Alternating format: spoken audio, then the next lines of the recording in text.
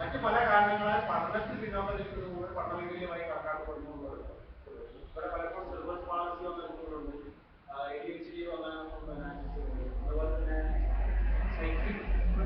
Psychiatric patients അത്രയും കാര്യങ്ങൾ ഞാൻ അവസാനം വന്നൊരു വ്യക്തിയെ ഡോക്ടർക്ക് നോക്കിക്കോട്ടെ. അപ്പൊ നമ്മൾ കുറച്ചുകൂടി ഇപ്പൊ ക്യാമ്പ് അടുത്തതിലേക്ക് പോകുമ്പോൾ കുറേയും കൂടി എങ്ങനത്തെ കുട്ടികളെയാണ് നമ്മൾ വരാൻ ആഗ്രഹിക്കുന്നത് എന്നുള്ള ഒരു ക്ലാരിറ്റി വെക്കുന്നത്. ഇത്തരം ക്യാമ്പുകളിൽ ഞങ്ങളെ പോലെയുള്ള ആളുകളെ മാത്രമല്ല കുറേയും കൂടി എക്സ്പേർട്ട് ആയിട്ടുള്ള സൈക്യാട്രിയിലും അതുപോലെ തന്നെയുള്ള നമ്മുടെ കൗൺസിലിംഗും ഒക്കെ തന്നെ പ്രാഗൽഭ്യമുള്ളവരെ ഉൾപ്പെടുത്തുക. പലരും എൻ്റെ അടുത്ത് വന്നിരിക്കുന്ന ഞാൻ പോയി 12 പേരെ നോക്കി, അതിലൊരു 4 പേരെങ്കിലും കൗൺസിലിംഗിന് വേണ്ടി വന്നത്. ആ കൗൺസിലിംഗിന് വേണ്ടി വന്നവർക്ക് നമുക്ക് പ്രത്യേകിച്ച് കാര്യങ്ങൾ പറഞ്ഞിട്ടുള്ള കുഴപ്പമില്ലാതെ പോലെ അതും ഞാൻ ഈ പറഞ്ഞ പോലെ കൗൺസിലിംഗിന് വേണ്ടിയിട്ട് സെന്ററിലേക്ക് റോക്കിയാൽ ചെയ്തു. തീർച്ചയായും കൗൺസിലിംഗ് വേണ്ട ഭാരമല്ല ഒരു 2 കുട്ടികളും തീർച്ചയായും മേ ബി അത് ഡെയിലി കൗൺസിലിംഗ് വേണ്ട സ്ഥലത്തേക്ക് പോകുന്നതാണ് എനിക്ക് ചെയ്തത്. അപ്പൊ അങ്ങനെയൊക്കെയുള്ള സ്ഥലങ്ങൾ അതിനെ ബേസിലുള്ളൊരു ടീം ഉണ്ടാവുന്നത് നന്നായിരുന്നു. ഒരു ക്യാമ്പ് എന്നുള്ള ഇതിനെ കുറിച്ച് വലിയൊരു പ്രോബ്ലമായിട്ട് വരാൻ പോകുന്നതാണ് കഴിഞ്ഞു. ചിട്ടയായതായിരുന്നു. ഞാൻ പൂർണ്ണമായും തൃപ്തനാണ്. കാരണം വരുന്നവർ പ്രതീക്ഷിക്കുന്ന പല കാര്യങ്ങളും നമുക്ക് അതേ രൂപത്തിൽ അസസ് ചെയ്യാനും അതുപോലെ പറഞ്ഞു കൊടുക്കാനും കഴിയുന്നില്ല. എല്ലാ ക്യാമ്പുകളിലും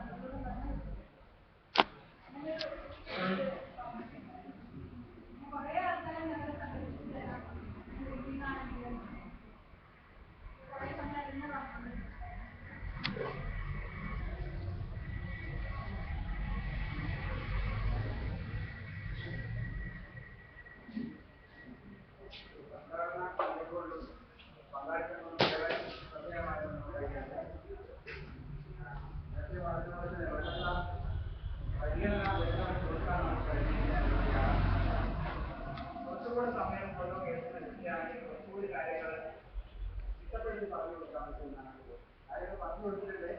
പക്ഷെ അവർ അതേ രൂപത്തിലാണ് അവരിലേക്ക് എത്തിയത്. ഒന്നുകൂടി ചിട്ടപ്പെടുത്തി പറഞ്ഞു കൊടുക്കാൻ പറ്റുന്നതായിട്ടുള്ള അഭിപ്രായം. അത് കുറച്ച് നമ്പേഴ്സ് കുറക്കണമായിരുന്നു. ഇത് രണ്ടാമത്തത് രക്ഷിതാക്കളൊക്കെ ആശങ്കകളുണ്ട്. ഉദാഹരണം ചെയ്യേണ്ടത് ഉദാഹരണം വന്നൊരു കുട്ടി എല്ലാ ടെസ്റ്റും ചെയ്യുന്നു. നമ്മൾ ആ കുട്ടി പ്രീ പ്രൈമറിയിലാണ് പഠിക്കുന്നത്. പ്രീ പ്രൈമറിയിൽ മാർക്ക് കുറഞ്ഞതുകൊണ്ട് ആ ഒരു കൺസെപ്റ്റ് കണ്ടപ്പോൾ അവർക്ക് സംശയം കണ്ടപ്പോഴും സംശയം. ആ കുട്ടിയെ ശരിക്കും കുട്ടിക്കെല്ലാം പ്രോബ്ലം കുട്ടിയുടെ രക്ഷിതാക്കളാണ്. എൻ്റെ കുട്ടി മറ്റു കുട്ടികളോടൊപ്പം കുട്ടികളൊക്കെ നല്ല മാർക്ക് വാങ്ങിച്ചിട്ട് മാർക്ക് കുറഞ്ഞതുകൊണ്ട് മാർക്ക് കുറഞ്ഞതുകൊണ്ട് അത് വേറെ ഒരുപാട് നമ്പേഴ്സ് കളക്ട് കാര്യങ്ങളൊക്കെ കുട്ടി വളരെ സ്മാർട്ടാണ്. വീട്ടിൽ വളരെ സ്മാർട്ടാണെന്നാണ് അവർ പറയുന്നത്.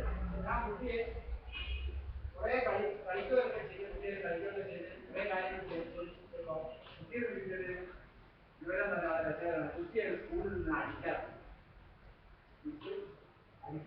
ഈ അടി കൊണ്ട് ഈ അടി കിട്ടുന്നത് കൊണ്ട് തന്നെ കുട്ടിക്ക് വളരെയധികം പേടിയാണ്. സ്കൂളിൽ വളരെ